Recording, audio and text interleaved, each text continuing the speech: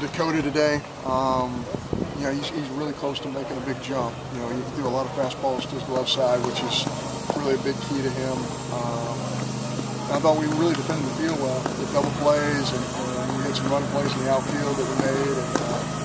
And when you scatter 10 hits, you got to have some double plays, and you got to have some solid play defensively. So really proud of our kids. We needed this weekend. We needed to get back. Winning ball games, get some confidence. Got some big hits. Armstrong had some big hits.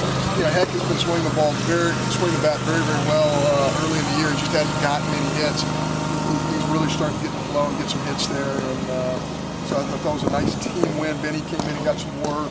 Obviously, Ross came in and got the one guy. And instead of doing a bullpen, we had him face one guy. He was dying to pitch. And it's great to see Houston get out there and pitch a little bit. Vance got out there and threw his breaking ball in the strike zone. So good things. I think Eastern's a good club. Boy, they play one of the best non-conference schedules you'll see. I mean, they're not afraid to go play anybody anytime. So Jimmy Schmidt's a really good friend and a very, very good baseball coach. Got his 500th win the other day.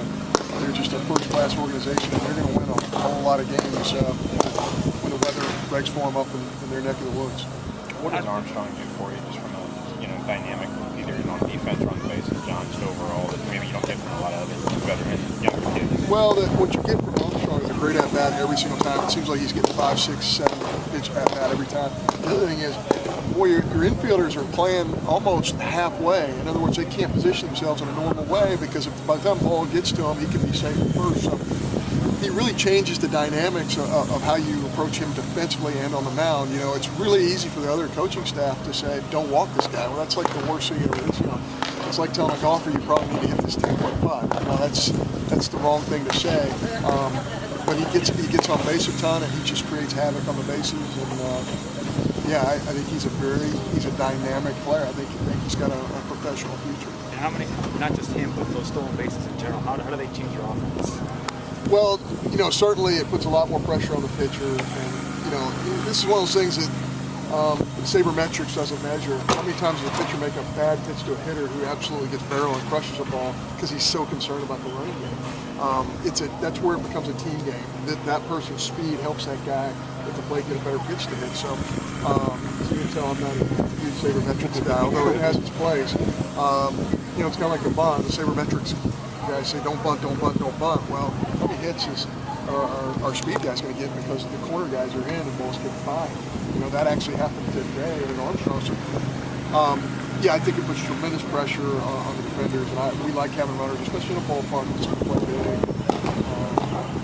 I think that's really important. Do you think that's kind of what happened when that ball, he was trying to steal second, then he walked to second, and then Robinson scored like a stole home? Tell us that's something you practice too, or is it?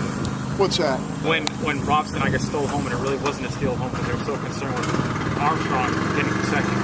Yeah, again, anytime you have speed, we did not have a play on there. It kind of became a play when there's a throwaway, but we do have plays there that we put on, especially first and third, but we did not have one on there. It's a really tough read when there's a throwaway. How far does the ball get away from the infielder? But again, you can do those things when you have guys who can really run, and certainly Robson. I think Robson and Armstrong are two of the faster guys, maybe in college baseball. What are your thoughts on going on the road next weekend, taking on two teams that have a good chance of being in the NCAA tournament?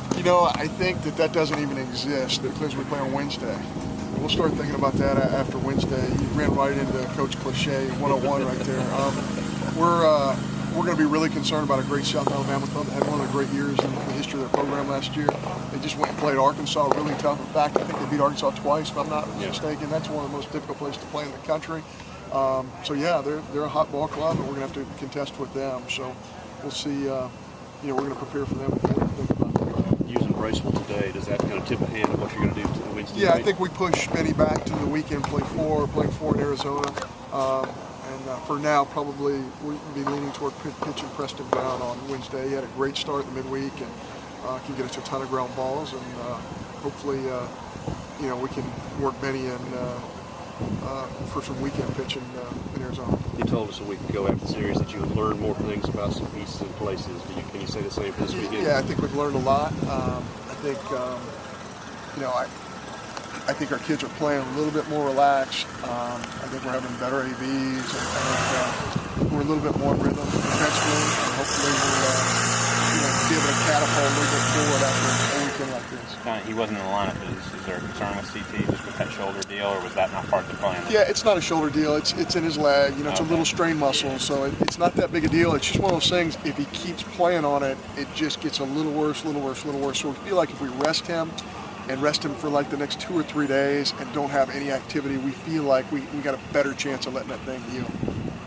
Thank you. Thank you.